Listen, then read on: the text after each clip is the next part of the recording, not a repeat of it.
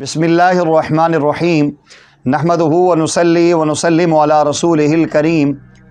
اما بعد اللہم صلی علی سیدنا و مولانا محمد وعلی آل سیدنا و مولانا محمد الف الف مرۃ بعدد کل ذرۃ صلی اللہ علی حبیبہ سیدنا محمد وآلہ واصحابہ وسلم۔ آج بعض احباب بہت زیادہ پریشان ہوتے ہیں، کہیں گاڑی لے کر جا رہے ہیں تو دیکھتے ہیں کوئی پارکنگ نہ ہو تو گاڑی کھڑی نہیں کرتے، ڈر لگتا ہے کہیں چوری نہ ہو جائے۔ بعض لوگ جو ہیں کہ پاس رقم ہو لے کر جا رہے ہوں، ڈر لگتا ہے کوئی بندہ چھینی نہ لے۔ آج کل تو ایسے حالات بن گئے ہیں، آپ راستے میں چلتے چلتے آپ کے ہاتھ میں سیل فون ہے، آپ فون کر رہے ہیں، کال کر رہے ہیں، پیچھے سے آ کے اسے چپٹا مارنا ہے، اٹھا کے لے گئے۔ تو آج بہت لوگ پریشان ہوتے ہیں اپنے موبائل، گاڑی، قیمتی چیزوں کی حفاظت کے حوالے سے کہ یہ جتنی چیزیں ہیں آج کل غیر محفوظ ہو گئی ہیں، انسان گھروں کے اندر غیر محفوظ ہو چکا ہے۔ ایسے لوگ جن کو اپنی گاڑی کے چوری ہونے کا خطرہ ہو، جن کو کاروبار میں چوری ہونے کا خطرہ ہو، جن کی قیمتی چیزیں ضائع ہونے کا خطرہ ہو، جنہیں کوئی بھی ایسی چیز کے بارے میں ڈاؤٹ ہو، دل میں ڈر ہو، خوف ہو، اندر جو ہے کہ ایک کیفیت ایسی بنی ہوئی ہو، ان حضرات کے لیے قرآن کریم کی ایک آیت مبارکہ میں آج لے کر آیا ہوں جو اس حوالے سے بڑی اہم ہے،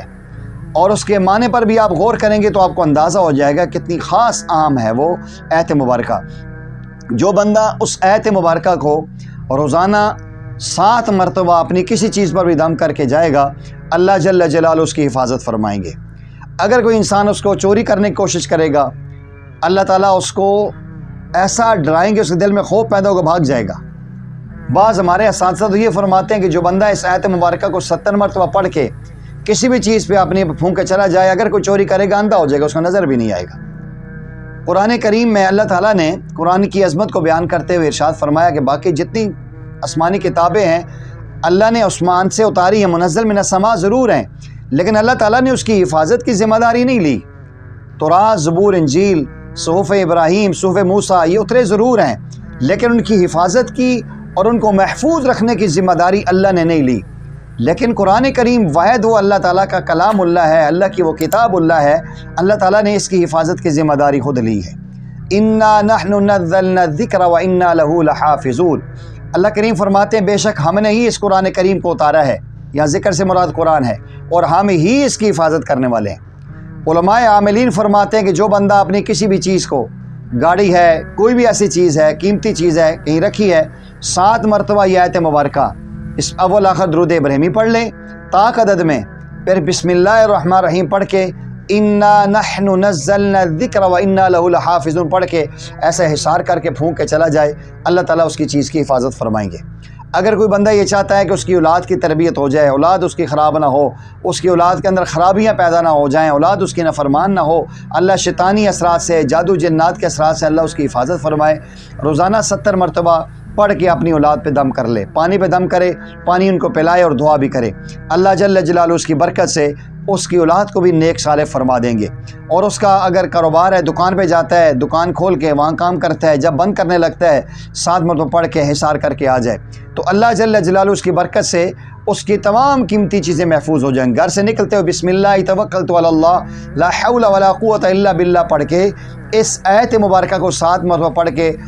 اپنے ہاتھوں پہ، اپنے چہرے پہ، ایسے پورے جسم پہ پھیر لے۔ اگر جیب میں، پاکٹ میں پیسے ہیں انشاءاللہ وہ بھی محفوظ رہیں گے، موبائل ہے وہ بھی محفوظ رہے گا، قیمتی چیزیں انشاءاللہ اس کی برکت سے اللہ اس کو بھی محفوظ کریں گے۔ اور جو بندہ روزانہ دعاؤں میں اس کو روزانہ 7 مرتبہ فجر میں یا مغرب میں اپنی مسنون دعاؤں کے ساتھ ساتھ پڑھنے کا اہتمام کر لے، اللہ زندگی بھر جب تک پڑھتا رہے گا ہر قسم کے نقصان سے اللہ محفوظ فرمائیں گے، ہر قسم کی آفات و بلیات سے اس کو محفوظ فرمائیں گے، ایکسیڈنٹ سے بچ جائے گا، آفات و بلیات سے بچ جائے گا۔ بعض علماء نے تو یہاں تک لکھا ہے لاعلاج بیماریوں کے شر سے بچ جائے گا۔ تو آپ سے گزارش یہ ہے کہ اس آیت مبارکہ کو اپنا معمول بنائیں۔ قرآن کریم کے وظائف ہم بھی، ہمارے اساتذہ بھی تب پیش کرتے ہیں ہم جنتر منتر سے ہٹیں، اناڑے لوگوں سے بچیں، قرآن و سنت کے ساتھ وابستہ ہوں، باشرہ علماء سے، دیندار لوگوں سے رابطہ مضبوط رکھیں، اور قرآن کریم کی آیات پہ یقین کامل رکھ کے آپ پڑھنے کی کوشش کریں۔ اللہ نے توفیق دی ہے، اپنے پاکیزہ مال میں سے مساجد، مدارس میں خرچ بھی کریں، انشاءاللہ اللہ عزت بھی دیں گے، اللہ آپ کی ہر چیز کو محفوظ بھی فرمائیں گے۔ آپ سے گزارش یہ ہے کہ اس کو جتنا زیادہ ہو سکتا ہے شیئر کریں، بیل آئیکن کے بٹن کو ضرور پریس کریں۔ وآخر دعوانا ان الحمد للہ رب العالمین۔